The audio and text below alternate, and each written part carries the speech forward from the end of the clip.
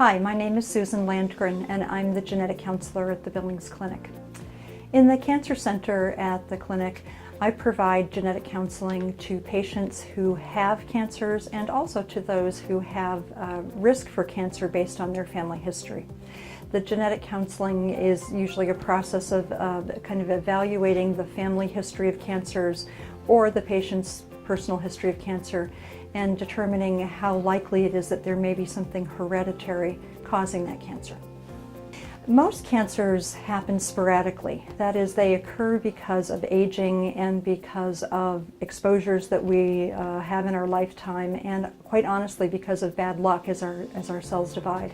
But about 5 to 10% of all cancers are hereditary, meaning that there are strong gene mutations that can travel through families, putting people at much higher risk for getting cancer.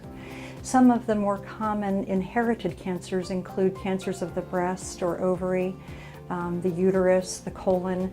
Those are among the most common that you would see that could be inherited in families. The patients that get referred to me are typically patients who have cancers at young ages, or if they have a strong family history where there are multiple people in the family with the same type of cancer or related cancers, especially if we see multiple generations affected by cancer. But sometimes I see patients also who are just concerned about their risk for cancer. They don't have cancer themselves, but they're worried because they have a close family member who had cancer young, and there may be a striking family history. So those patients sometimes come in to see me and we just assess the likelihood or the risk of there being something hereditary in the family. The primary benefit of knowing whether you have a hereditary risk for cancer is to be proactive.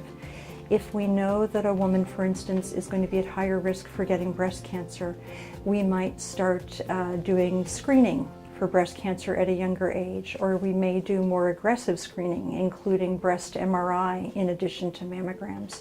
So having that knowledge to be proactive is one of the main benefits of doing the genetic counseling and the genetic testing. Also, sometimes that testing result can be beneficial for family members. If we're able to find a gene mutation in a family, then other family members can use that as a tool to determine whether they are at risk for cancers and can then become proactive themselves. Genetic counseling is really part of a team approach to medical care. I work here with medical oncologists, with the radiation oncologists, the nurses, the navigators here at the Cancer Center, and also with primary care physicians, OBGYN physicians, with the goal really being to try to help find those families or patients that have an inherited risk for cancer.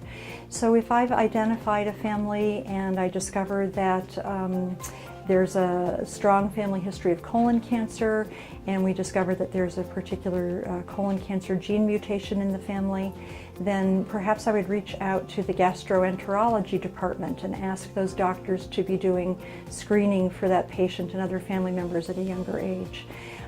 So communication among all of the different providers who are caring for these patients really becomes enhanced, I would say. So the decision to do genetic testing is a very personal one. Not all patients that I see make the decision to do genetic testing. When I meet with patients to discuss the option of genetic testing, we talk about whether that information will be beneficial to the patient or whether it might actually be harmful. Might the patient be obsessed with that information, be worried all the time about developing cancer? So that's part of our discussion, that we need to make sure that testing is being done for the right people. If a genetic test is done and if it's positive and we have identified a gene mutation for that patient, now really how we use that information is primarily about screening and prevention, but also about family members. So if a woman has a mutation in her BRCA1 gene and she has 2 sisters and a daughter, she may share that information with her sisters and daughter so that they can be also proactive about their screening for cancers. For most patients who choose to do cancer genetic testing, the results are helpful and beneficial to them and their doctors down the road. as I've already mentioned, for screening and prevention. But for patients who are actively undergoing cancer care, sometimes the genetic testing results can have implications for their immediate care, really most notably in the area of surgery. For example, if a woman has a mutation that's going to put her at higher risk for getting more breast cancer, and she already has breast cancer, she might decide to do a mastectomy instead of a lumpectomy. Or if she's going to have a risk for ovarian cancer in addition to her breast cancer, she might make a decision to have her ovaries removed at the same time even, although that's not always done, but some women choose to go that route. Sometimes genetic results can have some implications for the medical oncologists as well. As we're getting into the world of personalized medicine, we've discovered that there are some treatments, chemotherapy and other treatments, that can be directed for patients based on their particular gene mutations. And so this is kind of a rapidly evolving area of genetic testing in the oncology world. Stay tuned, it will change quickly.